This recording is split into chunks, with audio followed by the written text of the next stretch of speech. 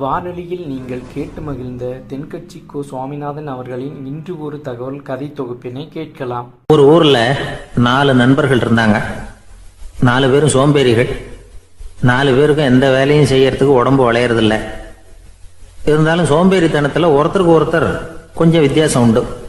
அதுக்கு தகுந்த மாதிரி அவங்களுக்கு பேர் அமைஞ்சு போச்சு. ஒருத்தன் கால் சோம்பேறி, இன்னொருத்தன் அரை சோம்பேறி, அடுத்தவன் முக்கால் சோம்பேறி, கடைசி ஆளு முழு சோம்பேறி. இவங்க 4 பேரும் நண்பர்கள். அப்புறம் எப்படி காரியம் நடக்கும்? 4 பேரும் ஒரு வீதியில் அப்படியே நடந்து போய்கிட்டு இருக்கிறாங்க. நல்ல பசி. எங்கேயாவது சோறு போடுவாங்களா அப்படின்னு பார்த்துக்கிட்டே வந்தாங்க. அவங்க வந்த வழியில் ஒரு ரூபா காசு கிடந்தது தரையில். அவங்க கண்ணில் அது பட்டுது. ஆனாலும் அதை குனிஞ்சு எடுக்கணுமே, அதுக்கு சோம்பேறித்தனம். முழு சோம்பேறி பார்த்தான். பக்கத்தில் வந்துக்கிட்டு இருந்த முக்கால் சோம்பேறிக்கிட்ட சொன்னானா, டேய் அதை கொஞ்சம் குனிஞ்சு எடுறா அப்படின்னானா. அவன் என்ன பண்ணான் தெரியுமா? அதுக்கு அடுத்தபடியாக வந்த அரை சோம்பேறிகிட்ட சொன்னானா, டேய் நீ அதை கொஞ்சம் குனிஞ்சு எடுறா அப்படின்னானா. அவன் இவனை விட மோசம். அடுத்தவங்ககிட்ட சொல்லியிருக்கிறான். அவனும் குனியறதுக்கு தயாராக இல்லை. ஆக கூடி கடைசியில் யாருமே காசை எடுக்கலை. என்னத்துக்கு அனாவசியமாக உடம்ப வளைச்சிக்கணும் அப்படின்னு எல்லாரும் பேசாமல் வந்துட்டாங்க. அவங்க பாட்டுக்கு நடந்து வந்துக்கிட்டே இருக்கிறாங்க. எதிரில் ஒருத்தன் வாழைப்பழத்தை வண்டியில் வச்சு தள்ளிக்கிட்டே வந்தான். ரூபாய்க்கு 4 பழம்னு கூவி விற்றுக்கிட்டே வர்றான். இப்போ அந்த முழு சோம்பேறி சொன்னானா, டேய் வழியில் கிடந்ததை ரூபா, அதையாவது எடுத்துக்கிட்டு வந்திருந்தா இப்போ இந்த பழத்தை வாங்கி ஆளுக்கு ஒன்று சாப்பிடலாமே அப்படின்னானா. ஆமாம் சாப்பிட்ருக்கலாமே அப்படின்னாங்களாம் மற்றவங்களும். ஆனாலும் திரும்பி போய் அதை எடுக்கணும்னு யாருக்கும் தோணலை. பேசாமல் சோர்ந்து போய் நடந்து வந்தாங்களாம். இருட்டி போச்சு. வழியில் ஒரு கோவில். சரி இங்கேயே படுத்து தூங்குவோம் அப்படின்னா ஒருத்தன். அதுதான் சரின்னாங்க மற்றவங்களும். அப்படியே மண்டபத்தில் படுத்துட்டாங்க. கோவில் அர்ச்சகர் வேலையெல்லாம் முடிச்சு விட்டு வெளியில் வந்திருக்காரு. இவங்கள பார்த்தாராம். ஏன் இப்படி சோர்ந்து போய் கிடக்குறீங்க அப்படின்னு விசாரிச்சிருக்காரு. 2 நாளாச்சுங்க நாங்கள் சாப்பிட்டு அப்படின்னாங்களாம். அவர் உடனே ஐயோ பாவம் அப்படின்னு சொல்லி பானை, விறகு, அரிசி, தண்ணி எல்லாம் கொடுத்து நீங்களே சமையல் பண்ணி சாப்பிட்டுக்குங்க அப்படின்னு சொல்லிவிட்டு போயிட்டார். இந்த 4 பேருக்கும் சமையல் பண்ணி சாப்பிட்ணும்னு ஆசையாக தான் இருந்தது. ஆனால் அடுப்பு பற்ற வைக்கணுமே, அதுக்கு தீப்பெட்டி வேணுமே. தீப்பெட்டி இல்லை. இப்போ முழு சோம்பேறி ஆரம்பித்தான். அடுத்தவனை பார்த்து, டேய் கடைக்கு போய் ஒரு தீப்பெட்டி வாங்கிட்டு வாயேன் அப்படின்னு நானான். அவன் வழக்கம் போல் அடுத்தவங்ககிட்ட சொல்லியிருக்கான். அவன் அதுக்கு அடுத்தவங்ககிட்ட சொல்லியிருக்கிறான். கடைசியாக கால் சோம்பேறிக்கிட்ட வந்து சேர்ந்தது. அவனும் அது நம்மால் முடியாது அப்படின்னு பேசாமல் இருந்துட்டான். இப்போ தீப்பெட்டி வேணுமே, அதுக்கு என்ன பண்ணுறது? அவங்களுக்குள்ளே பேசி ஒரு முடிவுக்கு வந்தாங்களாம். அதாவது யார் முதல்ல வாயை திறந்து பேசுகிறாங்களோ அவங்க தான் தீப்பெட்டி வாங்கிறதுக்கு போகணும் அப்படின்னு. அவ்வளவுதான். உடனே 4 பேரும் வாயை கெட்டியாக மூடிக்கிட்டு படுத்துக்கிட்டாங்க. அவங்க சமையல் பண்ணி சாப்பிட்டாங்களா என்ன அப்படிங்கிறது அர்ச்சகருக்கு தெரியல. சரி பார்த்துட்டு வரலாமேன்னு வந்தார். வந்து பார்க்குறாரு, இவங்க 4 பேரும் அசையாமல் படுத்து கிடக்குறாங்க. அர்ச்சகர் பயந்துட்டார். ஒருவேளை பசி தாங்காமல் செத்து போட்டாங்களோ அப்படிங்கிற பயம், அல்லது நாம் கொடுத்த உணவுப் பொருளில் ஏதாவது விஷம் கலந்துருக்குமோ அப்படின்னும் பயந்தார். அப்படின்னா நம்ம மேலே பழி வந்துருமே அப்படின்னு நினச்சி நடுங்க ஆரம்பிச்சிட்டார். அப்புறம் அவரும் ஒரு முடிவுக்கு வந்தாராம். கோவிலுக்கு பக்கத்துலேயே ஒரு பெரிய குழி இருந்தது. அதில் ஒவ்வொருத்தரையாக இழுத்துக்கிட்டு போய் போட்டார். கொஞ்சம் மண்ணை தள்ளினார். காலால் மிதித்தார். அவர் மிதித்த மிதி ஒருத்தன் அடி வயத்தில் போட்டுவிட்டுது. அவன் உடனே வலி தாங்காமல் ஐயோ அம்மான்னு அலறினான். உடனே நடந்தது என்ன தெரியுமா? மற்ற 3 பேரும் துள்ளி எழுந்திரிச்சாங்களாம். அவனை பார்த்து நீ தாண்டா தீப்பெட்டி வாங்க போகணும், நீ தாண்டா வாங்க போகணும், நீ தான் சத்தம் போட்ட அப்படின்னு சொல்லி ஆரம்பிச்சிட்டாங்களாம். அர்ச்சகர் பார்த்தார். இது பேய் மாதிரி தெரியுதுன்னு நினச்சிக்கிட்டு ஒரே ஓட்டமாக ஓடி போட்டாரான். கிராமப்புறங்களில் இப்படி ஒரு கதையை சொல்கிறது உண்டு. சோம்பல்ங்கிறது நம்ம முன்னேற்றத்துக்கு பெரிய தடை அப்படிங்கிறத நாம் புரிஞ்சுக்கணும். அதுதான் இந்த கதை சொல்கிற நீதி. ஒரு பள்ளிக்கூடத்தில் ஒரு புதுமையான போட்டி நடந்துதான். அதாவது சோம்பேறித்தனத்துக்கு பரிசு. அதில் 2வது பரிசு யாருக்குன்னு அறிவிச்சாங்க. ஒரு பையன் எழுந்திரிச்சு மெதுவாக நடந்து போய் பரிசை வாங்கிட்டான். அடுத்தது முதல் பரிசு யாருக்கு அப்படின்னு அறிவிச்சாங்களாம். அவன் கடைசி வரிசையிலேருந்து கத்தனானா, ஐயா அதையும் அந்த பையன் மூலமாகவே கொடுத்து அனுப்பி வச்சுருங்க, இங்கே வந்தது நான் வாங்கிக்கிறேன் அப்படின்னானா. என்னுடைய நண்பர் ஒருத்தர், அவருக்கு ஜாதகத்தில் நம்பிக்கை உண்டு. அவரே ஜோசியம்லாம் பார்ப்பார். என்ன சார் இந்த காலத்தில் இதையெல்லாம் நம்பிக்கிட்டு இருக்கீங்களே அப்படின்னு கேட்டால், உங்களுக்கு ஒன்றும் தெரியாது சார். இந்த உலகத்தில் ஒவ்வொருத்தரும் அவங்கவங்க செய்கிற நல்லது கெட்டதுக்கு தகுந்த பலனை அனுபவிச்சே தீரணும் பார். அது மட்டும் இல்லை, ஒருத்தர் செத்துட்டா கூட அவன் செஞ்ச பாவ புண்ணியங்கள் கூடவே போய்கிட்டு இருக்கும் பார். அது எப்படி கூட போவோம் அப்படின்னு குதர்க்கமாக கேட்டா அதுக்கு அவர் ஒரு கதை சொன்னார். அது ரொம்ப சுவாரஸ்யமாக இருந்தது. அது என்ன கதைன்னா, ஒரு ஊரில் ஒருத்தர் இருந்தாராம். அவர் ஜோசியம் பார்க்குறதுல ரொம்ப கெட்டிக்காரரான். ஒருத்தருடைய தலைமுடியை மட்டும் அவர்கிட்ட காட்டினா போதும், அதை மட்டும் பார்த்துட்டு அவருடைய ஜாதகத்தையே அலசி விடுவாராம். அப்பேற்பட்ட திறமை. அந்த ஆள் ஒரு சமயம் கன்னியாகுமரி கடற்கரைக்கு போயிருந்திருக்கார். அங்கே கரை ஓரமாக ஒரு மண்டை ஓடு கிடந்திருக்கு. அதை எடுத்து பார்த்துருக்கார். அந்த மண்டை ஓட்டை வச்சுக்கிட்டே அதோட ஜாதகத்தை அலசியிருக்கார். இந்த மண்டை ஓட்டுக்கு உரிய ஆசாமி வாழ்க்கையில் ரொம்ப கஷ்டப்பட்டிருக்கணும், நிறைய கஷ்டத்தை அனுபவிச்சிருக்கணும். அது தாங்க முடியாமல் தான் கடலில் விழுந்து தற்கொலை பண்ணிட்டு இருக்கான் அப்படிங்கிறத அவர் கணிச்சுட்டார். இருந்தாலும் இந்த மண்டை ஓடு இன்னமும் அனுபவிக்க வேண்டியது பாக்கி இருக்கு அப்படிங்கிறத அவர் உணர்ந்தாராம். அது சரி, ஒருத்தன் உயிரோடு இருக்கிற வரைக்கும் நல்லது கெட்டதை அனுபவிக்க முடியும், செத்ததுக்கு அப்புறமும் பாக்கி இருக்குன்னா அதை எப்படி அனுபவிக்கிறது? இந்த மண்டை ஓட்டுக்கு இன்னும் கொஞ்சம் பாக்கி இருக்குங்கிறது அவருக்கு புரிஞ்சதே தவிர அதோட அர்த்தம் என்னங்கிறது சரியாக விளங்கலை. சரி, இதை இன்னும் கொஞ்சம் விவரமாக ஆராய்ச்சி பண்ணுவோம் அப்படின்னு நினச்சிக்கிட்டு அதை தன்னுடைய வீட்டுக்கு எடுத்துகிட்டு போயிட்டார். அந்த மண்டை ஓட்டை ஒரு பெட்டியில் வச்சு பூட்டினார். தன்னுடைய தனி அறையில் அதை பத்திரமா வச்சுக்கிட்டார். தினமும் ராத்திரி ஆனதும் தன்னுடைய மனைவியை பார்த்து, நீ போய் பூஜை அறையில் தனியாக படுத்துக்க அப்படின்னு சொல்லிவிட்டு தினம் ராத்திரி 12 மணிக்கு பெட்டியை திறந்து அவர் பார்ப்பார். மண்டை ஓடு அப்படியே இருந்ததை தவிர இன்னும் கொஞ்சம் பாக்கி இருக்குங்கிறதுக்கு அர்த்தம் அவருக்கு விளங்கலை. அந்த மண்டை ஓட்டுக்கு இன்னும் என்ன பாக்கி இருக்க போகுது? எப்படியோ ஒரு 10 நாள் போச்சு. அந்த வீட்டம்மாவுக்கு சந்தேகம் வந்துட்டுது. நம்ம வீட்டுக்காரரு நம்மளை தனியாக ஏன் தூங்க சொல்கிறார் அப்படிங்கிற சந்தேகம். உடனே பக்கத்து வீட்டு அம்மா கிட்ட விஷயத்தை சொல்லியிருக்கிறாங்க. அந்த அம்மா உடனே, நீ கவலைப்படாத, நான் கண்டுபிடிச்சி சொல்கிறேன் அப்படின்னு சொல்லிவிட்டாங்களாம். அன்னைக்கு ராத்திரியே ஜன்னல் வழியாக எட்டி பார்த்துருக்குறாங்க. இந்த ஆள் மண்டை ஓட்டை கையில் வச்சுக்கிட்டு அது திருப்பி திருப்பி பார்த்துக்கிட்டு இருக்கிறான். அதை பார்த்துட்டாங்க. மறுநாள் காலையில் அவரோட மனைவியை பார்த்தாங்க. ஏம்மா, உன் வீட்டுக்காரருக்கு நீ முதல் மனைவியா 2வது மனைவியா அப்படின்னு கேட்டாங்களாம். எனக்கு தெரிஞ்ச வரைக்கும் நான் ஒருத்தி தான் அவருடைய மனைவி அப்படின்னாங்களாம் அவங்க. அப்படி இல்லை, நீ அவருக்கு 2வது மனைவி. முதல் மனைவியின் மண்டை ஓட்டை தான் அவர் தினமும் ராத்திரியில் எடுத்து பார்த்துக்கிட்டு இருக்கிறார் அப்படின்னாங்க அடுத்த வீட்டு அம்மா.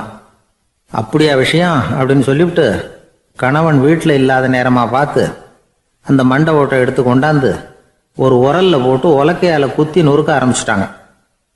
வெளியில் போயிருந்த அந்த ஆள் அப்போ தான் உள்ளே நுழைஞ்சார். மண்டை ஓடு உலக்கை கிட்ட குத்து வாங்கிக்கிட்டு இருக்கு.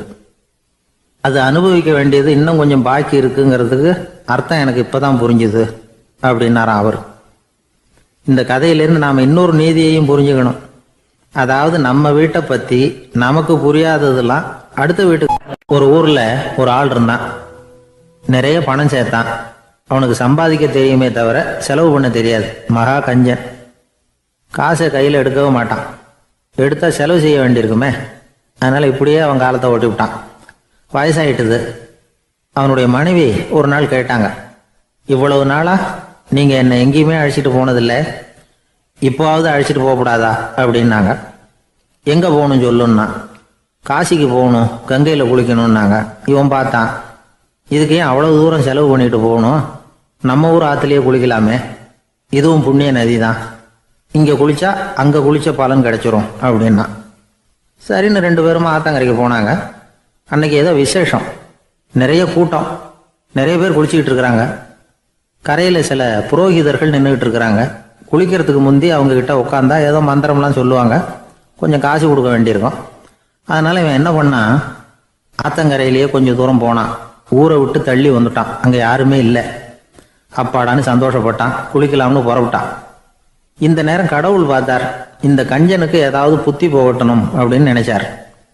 உடனே ஒரு புரோகிதர் மாதிரி உருவத்தை மாற்றிக்கிட்டு அந்த ஆள் முன்னாடி வந்து நின்னார். அவனுக்கு அதிர்ச்சி.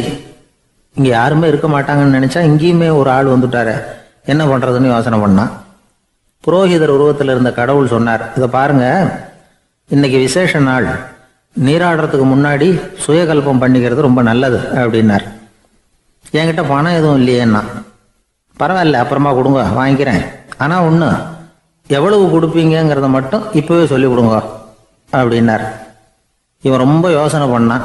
ஒரு 10 பைசா தரேன் அப்படின்னா. சரின்னு ஒத்துக்கிட்டு எல்லா கிரியைகளையும் அவர் செஞ்சார். அதுக்கப்புறம் கணவனும் மனைவியும் ஆற்றுல குளிச்சாங்க. அவர் போயிட்டார். கொஞ்ச நாள் கழிச்சு அவன் வீட்டுக்கு வந்தார் கடனை வசூல் பண்ணுறதுக்கு. வாசலில் நின்றுக்கிட்டு இருந்த அவன் மனைவி இவரை பார்த்ததும் தயங்க ஆரம்பித்தாங்க. அந்த அம்மா கிட்ட விஷயத்த சொன்னார். அந்த அம்மா ஓடி போய் உள்ளே இருக்கிற தன்னுடைய கணவர்கிட்ட சொன்னாங்க. அவன் யோசனை பண்ணான், இப்போ வெளியில் போனால் அவனுக்கு 10 காசு கொடுக்க வேண்டியிருக்கும். அதனால் எனக்கு காய்ச்சல்னு அந்த ஆளுகிட்ட சொல்லிவிடு, இன்னொரு சந்தர்ப்பத்தில் என்னை வந்து பார்க்க சொல்லு அப்படின்னா. அந்த அம்மா போய் சொன்னாங்க. அப்படிங்களா, அப்படின்னா அவரை நான் உடனே போய் பார்க்கணுமே அப்படின்னு உள்ளே நுழைய ஆரம்பித்தார். அவங்க மறுபடியும் இருங்க தான் வரேன்னு சொல்லிவிட்டு உள்ள ஓடி விஷயத்த சொன்னாங்க. இது எதுடா வம்பா போச்சு அப்படின்னு பார்த்தான்.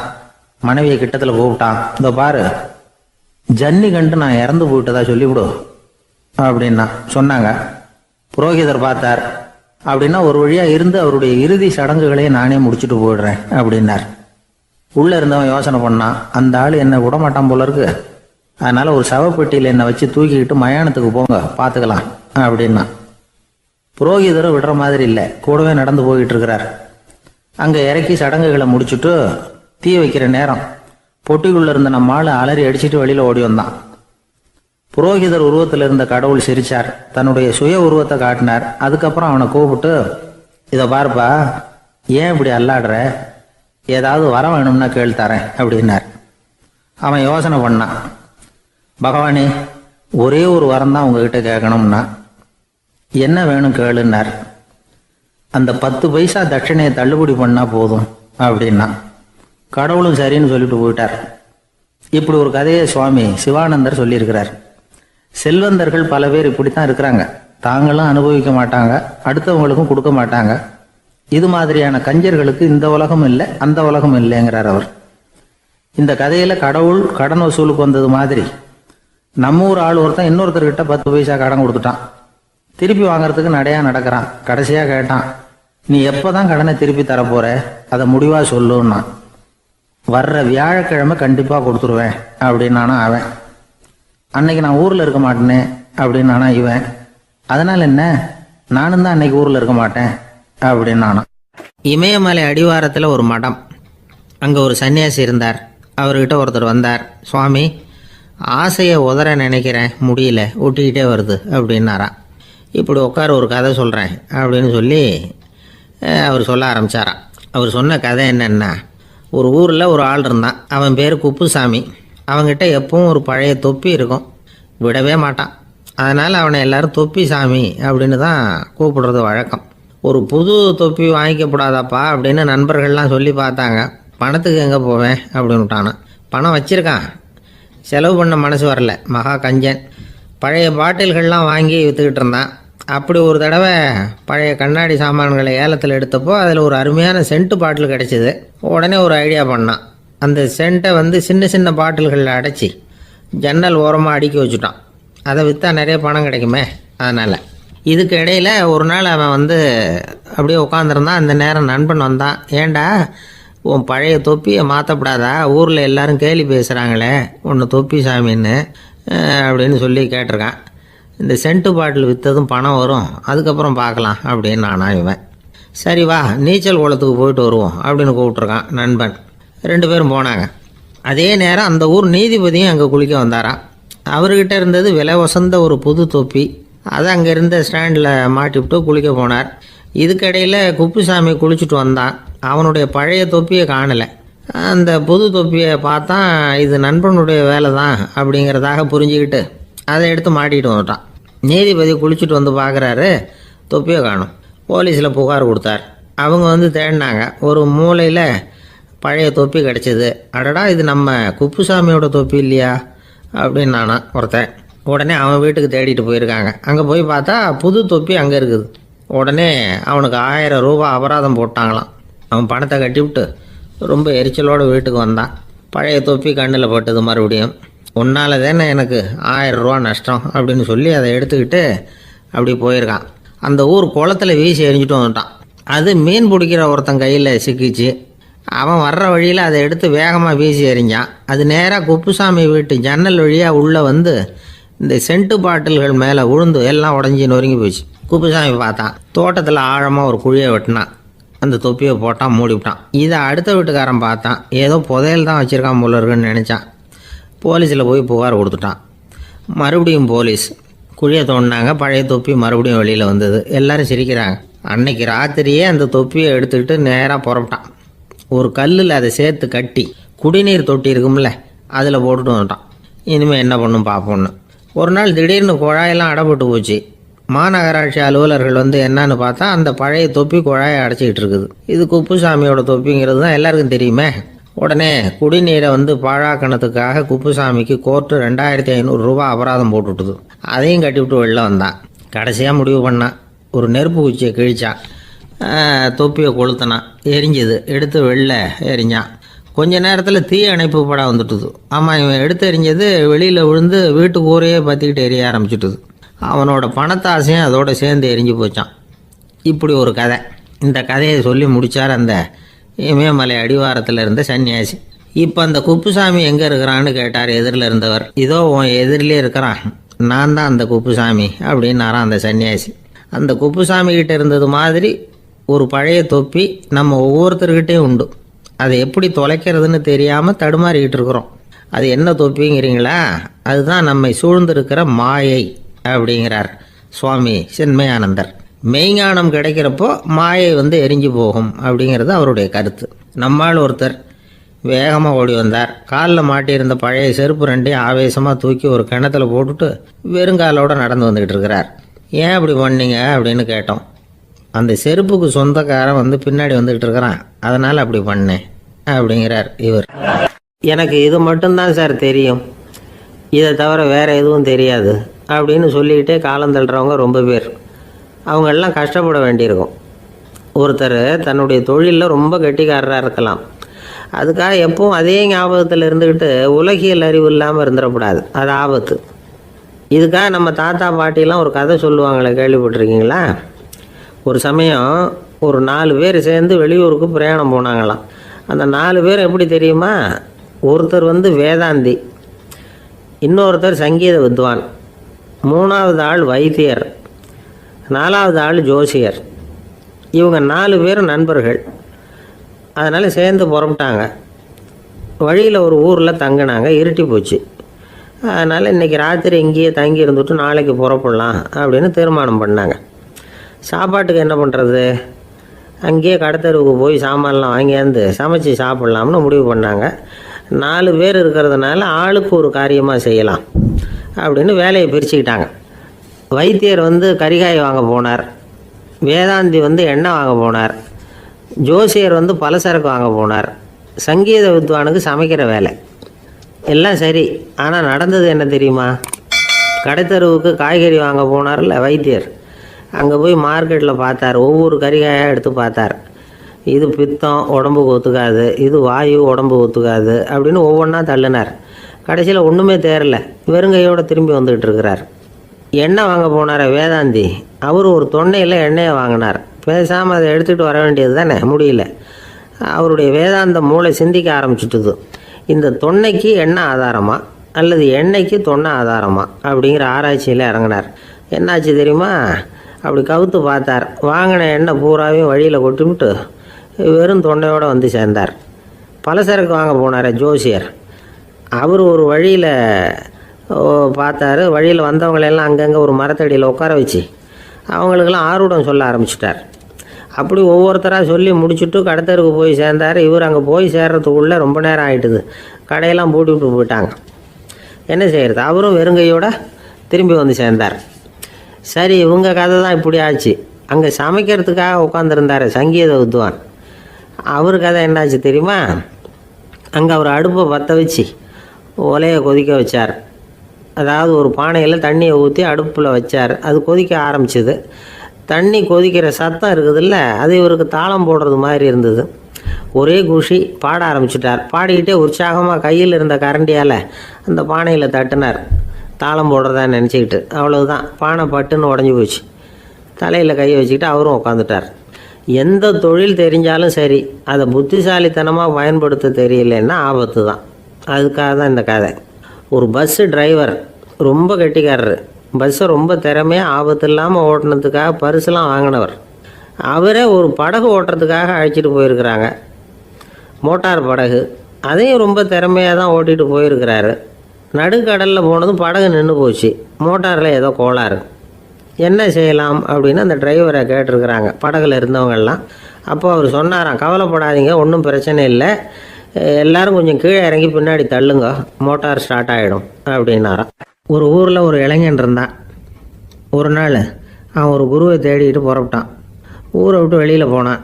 போகிற வழியில் ஒரு காடு. அந்த காட்டில் ஒரு மரத்தடியில் ஒரு பெரியவர் உட்காந்துருக்கிறார். அமைதியாக மௌனமாக அவர் அமர்ந்திருக்கிறார். இந்த பெரியவரை விசாரிக்கலாம், குருவை தேடி கண்டுபிடிக்கிறதுக்கு இவர் ஏதாவது ஒரு வழி சொல்லி கொடுப்பார் அப்படின்னு நினச்சிக்கிட்டு அவர் நெருங்கினான். ஐயா, எனக்கு ஒரு குரு தேவை, எங்கே கிடைப்பார், அவரை எப்படி அடையாளம் கண்டுபிடிக்கிறது, அதை பற்றி ஏதாவது விவரம் சொன்னீங்கன்னா நான் கண்டுபிடிச்சிக்குவேன் அப்படின்ட்டுருக்கான். பெரியவர் நிமிர்ந்து பார்த்தார். தம்பி, அது ரொம்ப சுலபம். அவர் வயசானவராக இருப்பார், என்னை விட சுமார் 30 வயசு அதிகமாக இருக்கும். அவர் ஒரு மரத்தடியில் தான் உட்காந்துருப்பார் அப்படின்ட்டுருக்கான். சரிங்க பெரியவரே, அது என்ன மாதிரியான மரம், எப்படி இருக்கும் அப்படின்னு கேட்டிருக்கான். பெரியவர் அந்த விவரங்களையும் சொல்லியிருக்கிறாரு. அது மட்டும் இல்லை, சந்திக்கிற நாள், நேரம், வினாடி முதற்கொண்டு எல்லா விவரங்களையும் துல்லியமாக சொன்னாராம். இவ்வளவு விவரங்களை இவரால் எப்படி சொல்ல முடியுது அப்படின்னு இவனுக்கு ஆச்சரியம். இருந்தாலும் அந்த பெரியவர் கடைசியாக ஒரு விவரம் சொன்னார். அது என்ன தெரியுமா, எப்படியும் நீ அவரை சந்திக்கிறதுக்கு ஒரு 30 வருஷம் ஆகும் அப்படின்னு சொல்லிவிட்டாராம். ரொம்ப நன்றிங்க பெரியவரே அப்படின்னு சொல்லிவிட்டு அந்த இளைஞன் புறப்பட்டுருக்கான். இப்போ அவனுக்கு குரு பற்றின விவரம் எல்லாம் கிடைச்சிட்டுது, சந்திக்கிற நேரமும் தெரிஞ்சுட்டுது. ஆனால் 30 வருஷம் அவரை தேடி அலைய வேண்டியிருக்குமே. அவன் தேட ஆரம்பித்தான். காடு மலை எல்லாம் சுற்றி அலைஞ்சான். பல வருஷங்கள் தேடினான், அழுத்து போயிட்டான். கடைசியில் அவனுக்கும் வயசாகிட்டுது. கடைசியில் தன்னுடைய சொந்த ஊருக்கே திரும்பி போய்கிட்டு இருந்தான். அங்கே ஒரு மரத்தடியில் அவன் தேடிக்கிட்டு இருந்த குருநாதர் கிடைச்சார். யார் அவருன்னா, 30 வருஷத்துக்கு முன்னாடி வழி சொல்லி கொடுத்தாருல அதே பெரியவர்.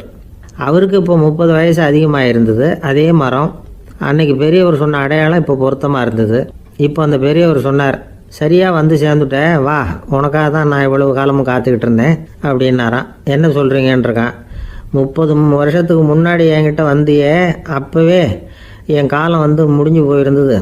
அப்போவே என்ன உனக்கு அடையாளம் தெரியல, அதனால் இவ்வளவு காலம் உனக்காக காத்துட்டு இருக்கும்படி ஆயிட்டுது அப்படின்னாராம். ஐயா, அப்போவே நீங்கள் சொல்லியிருக்கலாமே, இதுதான் 30 வருஷம் கழித்து நீ சந்திக்க போகிற இடம், நான் தான் உன்னுடைய குரு அப்படின்னு சொல்லியிருக்கலாமே அப்படின்ட்டுருக்கான். அந்த பெரியவர் சிரிச்சுக்கிட்டே இதுக்கு பதில் சொன்னாராம். நான் எவ்வளவோ விவரமாக தான் சொன்னேன், நீ சரியாக புரிஞ்சிக்கல. காரணம், அப்போ நீ போதுமான அளவுக்கு பக்குவம் பெற்றிருக்கவில்லை, அதனால் புரியும் சக்தி இல்லாமல் போயிட்டுதப்போ 30 ஆண்டு காலம் நீ அலைஞ்சி தெரிஞ்சிருக்கிற. அது காரணமாக இப்போ உனக்கு அந்த பக்குவம் வந்துட்டுது, அதனால தான் அடையாளம் காண முடிஞ்சது, நானே உன்னுடைய குரு அப்படின்னாராம். இதுலேருந்து என்ன தெரியுதுன்னா, ஆன்மீகத்தில் மாணவனாக சேர்றதுக்கு கூட ஒரு பக்குவத்தன்மை தேவைப்படுது.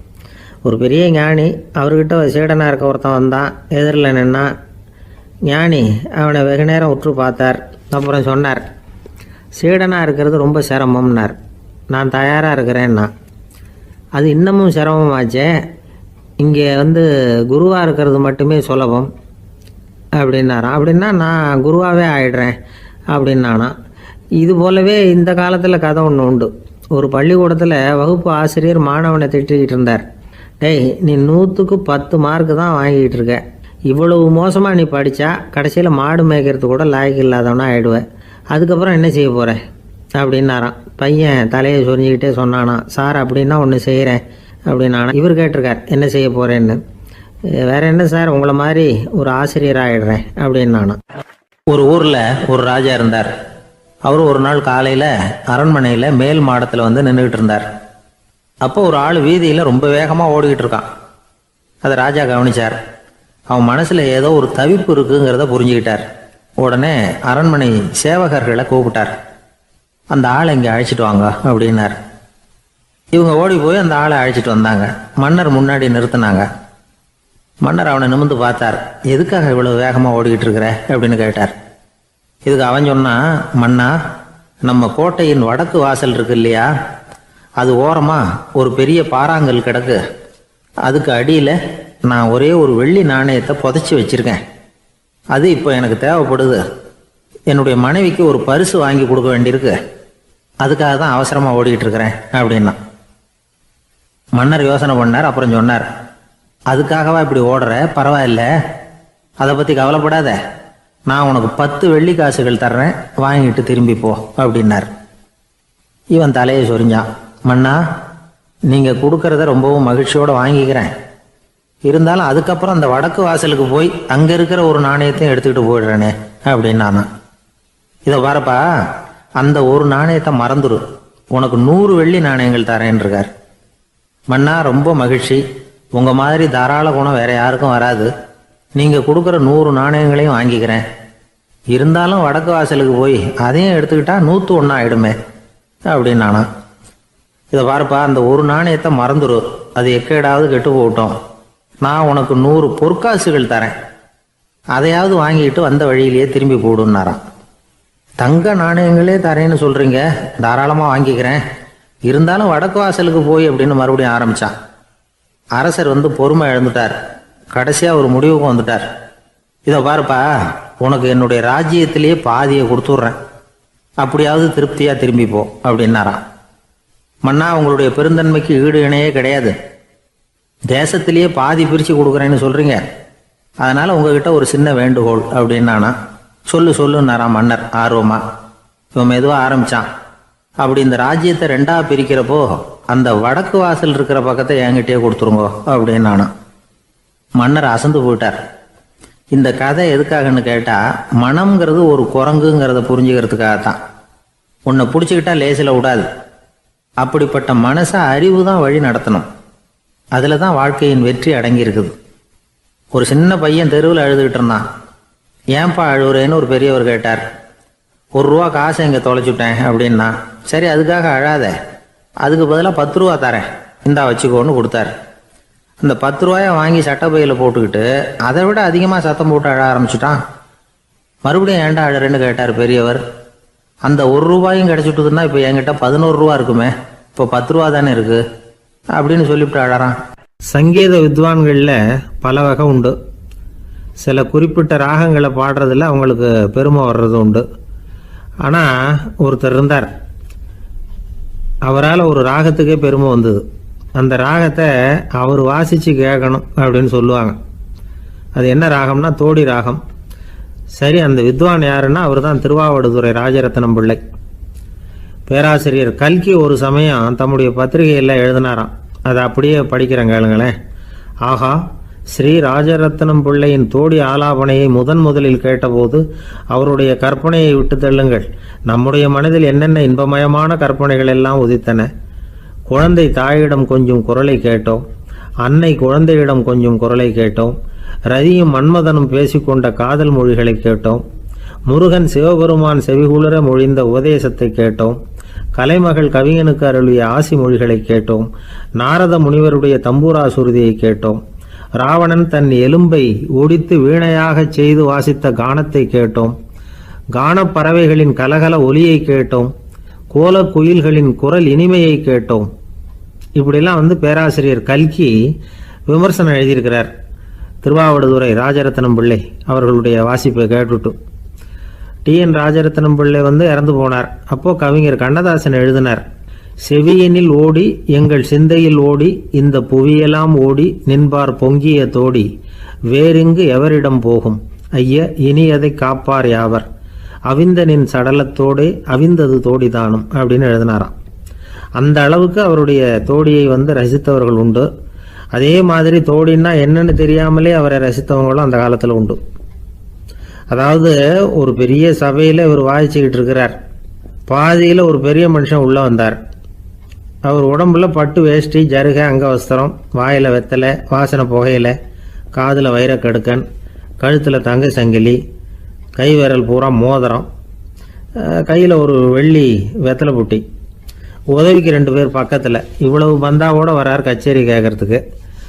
இப்படி வந்தவர் முதல் வரிசையில் உட்கார்ந்தார். வித்வான் வாசித்து முடித்ததும் இவர் அவரை பார்த்து, ஐயா, நீங்கள் தோடி வாசிக்கிறதுல ரொம்ப கெட்டிக்காரர்னு கேள்விப்பட்டிருக்கேன், அதை கேட்கறதுக்காக தான் மெனக்கிட்டு வந்திருக்கிறேன், அதை வாசிங்களேன் அப்படின்னாராம் இந்த பெரியவர். ராஜரத்னம் பிள்ளைக்கு ஒன்றும் புரியல. ஏன்னா இது வரைக்கும் அவர் வாசிச்சுக்கிட்டு இருந்ததே அந்த தோடி ராகத்தை தான். அதை வாசித்து முடித்ததும் அதை வாசிங்களேன்னு இவர் கேட்குறார். அப்படின்னா இவரோட ஞானம் எப்படிப்பட்டது? இவ்வளவும் கேட்டுட்டு இப்படி கேட்குறாரே அப்படின்னு அவர் யோசிச்சிருக்கிறார் ராஜரத்னம் உள்ள. உடனே என்ன பண்ணார் தெரியுமா? பக்கத்தில் ரொம்ப சாதுவாக சுருதி போட்டுக்கிட்டு இருந்த ஒரு முதுகில் ஓங்கி ஒரு குத்து விட்டாராம். அவருக்கு ஒன்றும் புரியல, எதுக்கு நம்மளை அடிக்கிறார் இவர், நம்மளை குத்துறாரு வித்வான்னு. அவர் அதிர்ச்சியால் இவர் நிமிர்ந்து பார்த்துருக்கார். அப்போ ராஜரத்னம் உள்ள சொன்னாராம், ஏய்யா ஐயா பெரிய மனுஷன், என்னுடைய பரம ரசிகர், தோடி ராகம் கேட்கணுங்கிறதுக்காக இவ்வளவு தூரம் வந்திருக்கிறார், வந்து முத வரிசையில் உட்காந்துருக்கார். நீ இந்த சமயம்